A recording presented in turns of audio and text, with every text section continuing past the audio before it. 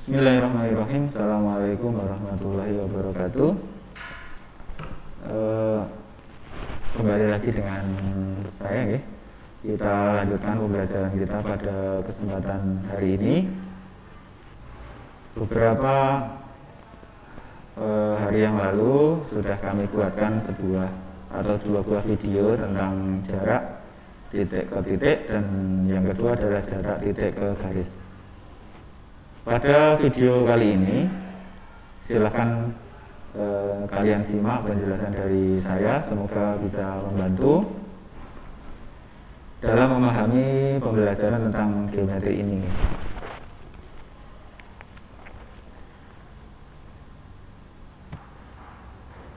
Ya, pada kesempatan kali ini kita akan belajar bersama-sama tentang jarak titik ke bidang. Baik, lanjutkan.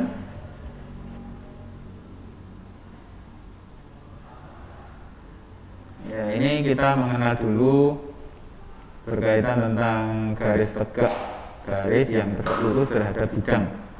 Kembali saya sampaikan bahwa materi tentang geometri ini tetap syaratnya adalah kita harus tahu apa itu yang namanya garis tegak lurus, dan ketika ada yang dinamakan garis yang tegak lurus itu akan membentuk sebuah sudut siku-siku, sehingga nanti pada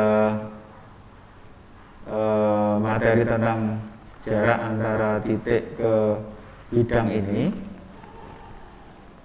tidak bisa lepas dari yang namanya teorema Pythagoras. Adapun penjelasannya sebagai berikut, ya. Garis tegak lurus sebuah bidang itu jika garis tersebut tegak lurus dengan dua buah garis yang berpotongan yang terdapat pada sebuah bidang. Nah, ini diilustrasikan ada titik, ada sebuah bidang di bawah ini tegak. Ini ada garis A dan garis B yang saling berpotongan dan terdapat titik ini yang saling tegak lurus, dan ini ada garis G yang tegak lurus terhadap garis A, dan garis G ini juga tegak lurus terhadap garis B. Ya. Tegak lurus itu simbolnya adalah seperti ini, ya. Ini adalah tegak lurus. Jadi cara membacanya adalah garis G tegak lurus, garis G tegak lurus terhadap garis B. Oleh karena itu bisa disimpulkan bahwa garis G itu tegak lurus terhadap bidang V. Jadi ini bidang V, ya, gitu.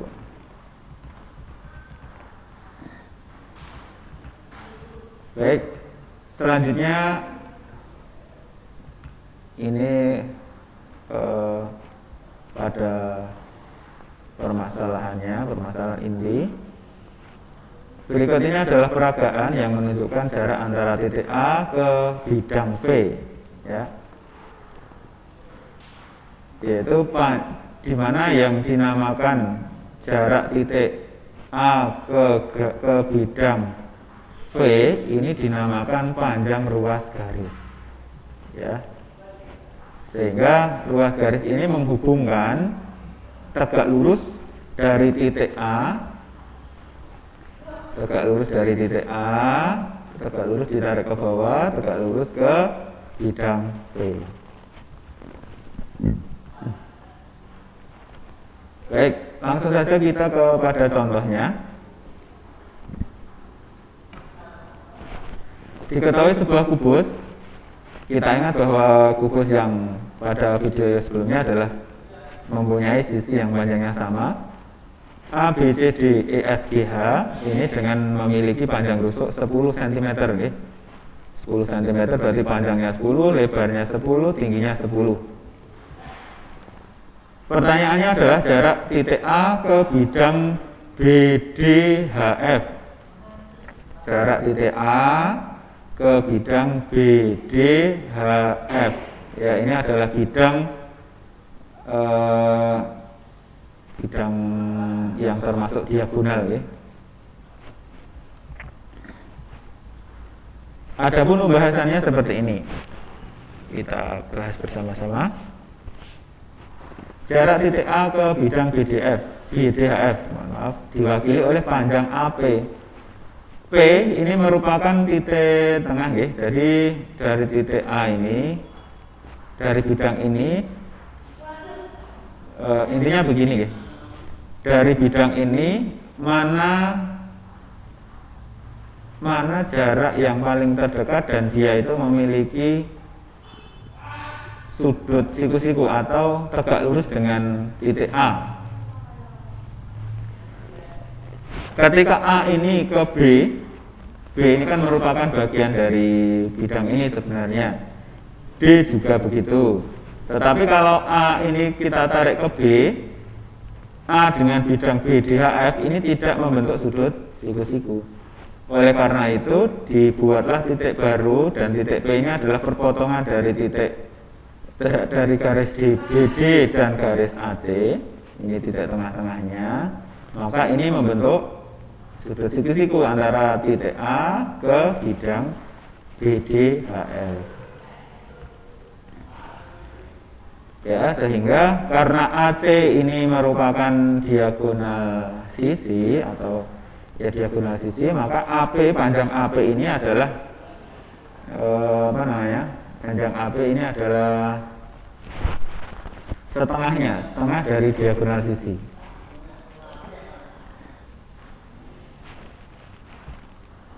Ya, setengah dari 10 akar 2. Kenapa 10 akar 2? Silahkan disimak kembali kepada video sebelumnya, sudah kita bahas ya. Diagonal sisi itu adalah A akar 2. A itu adalah panjang sisi akar 2. Ini khusus untuk kubus. Maka panjang AP adalah 5 akar 2. Jadi jarak titik A ke bidang BDHF itu adalah 5 akar 2. Apakah hanya sederhana itu? Iya. Jadi khusus pada persoalan ini, jarak antara titik A ke bidang BDHF itu seperti kita hanya mencari panjang A ke P, seperti itu ya. Baik, kita perhatikan contoh yang kedua. Diketahui sebuah 5 segi 4 beraturan TABCD. Segi 4 beraturan berarti alasnya ini adalah berbentuk persegi, di mana panjang AB adalah 8, panjang TA adalah 12. Karena TA 12, otomatis TB 12, TC juga 12, TD juga 12. Jadi ini panjangnya sama. Ini panjang ini, dan panjang ini sama ya. Maka yang ditanyakan adalah berapa jarak titik T ke bidang ABCD, jarak titik ke bidang ABCD. Jadi nama lain dari jarak T ke ABCD ini adalah tinggi limas, ya. Jadi sepertinya mencari tinggi limas.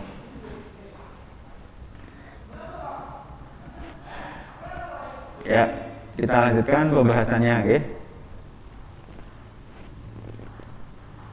Jarak titik T ke bidang ABCD. Sama saja, jarak T ini kepada perpotongan garis AC dengan BD. Perpotongan diagonal, garis diagonal AC dengan garis diagonal BD. Ini kita bentuk, bisa kita istilahkan dengan huruf yang lain, tapi dalam hal ini adalah titik P, ya. Jadi yang akan kita cari adalah panjang garis TP. Kenapa begitu? Karena titik T ini ketika ditarik ke bawah membentuk sebuah garis, maka garis ini sudah membentuk sudut siku-siku terhadap bidang ABCD. Ya. AC ini 8 akar 2. Kenapa 8 akar 2? Seperti yang tadi sudah saya sampaikan. Karena alasnya ini adalah berbentuk persegi, otomatis diagonal sisinya itu 8 akar 2. Yang kita butuhkan adalah panjang AP saja, AP saja atau PC boleh saja, yaitu setengahnya, yaitu 4 akar 2. Karena panjang AP atau PC itu 4 akar 2, oleh karena itu ini terbentuk sebuah segitiga baru, ya. Segitiga baru, misalkan saya buat seperti ini. Siku-siku di sini, ini A, kemudian ini titik tengahnya P, dan ini T. Panjang AP itu 4 akar 2.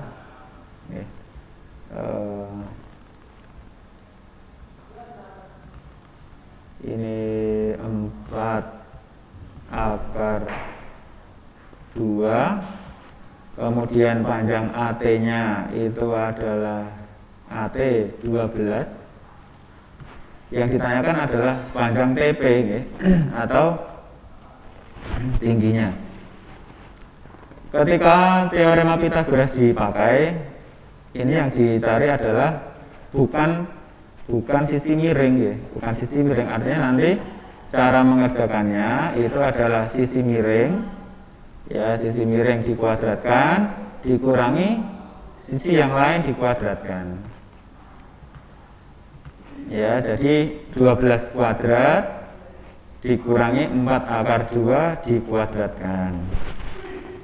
Jadi cara membacanya 12 kuadrat, dan ini jangan sampai keliru membacanya, gitu. Kalau membacanya 4 akar 2 kuadrat, itu berarti yang dipangkatkan 2 hanya akar 2. Tetapi kalau seperti ini bentuknya, maka cara membacanya adalah 4 akar 2 dikuadratkan. Maka ada penambahan di dan kan, 4 akar 2 dikuadratkan, ya. Sehingga ketemulah 112.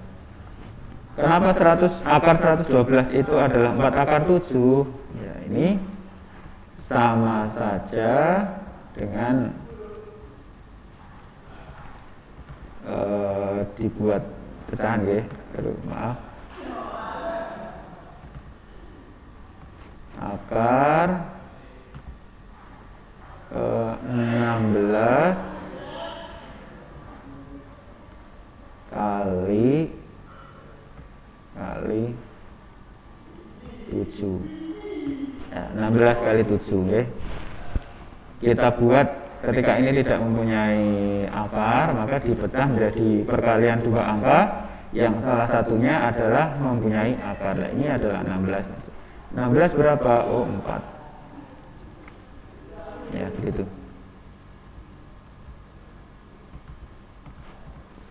Jadi jarak antara titik T ke bidang ABCD itu adalah 4 akar 7 cm.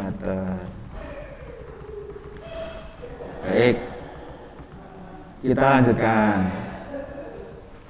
Contoh yang ketiga, diketahui kubus ABCD EFGH dengan panjang rusuk 9, maka yang ditanyakan adalah jarak titik C ke bidang BDG. Jarak titik C ke bidang BDG. Ya, jarak titik C ke bidang BDG ini adalah segitiga, ya. Segitiga sama sisi. Kita lanjutkan pembahasannya.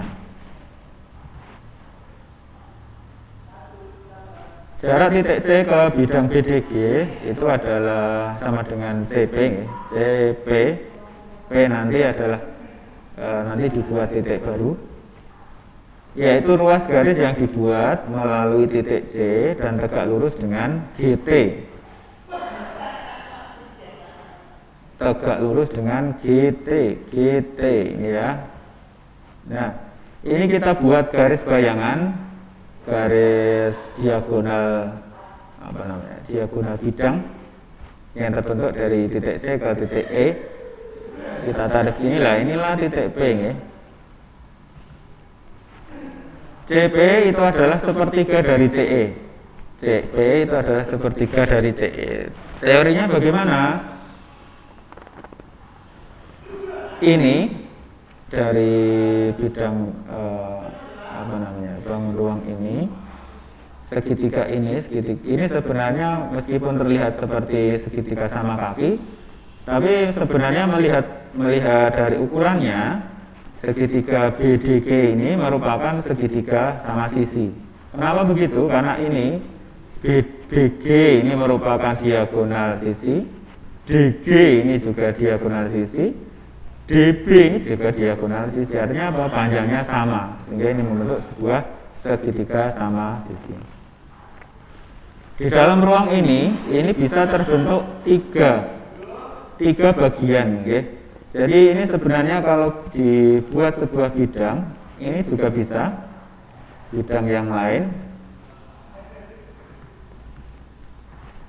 segitiga yang lain. Nah, ini ditariknya bagaimana? Dari titik E ini ke titik D, ke titik B, dan ke sini.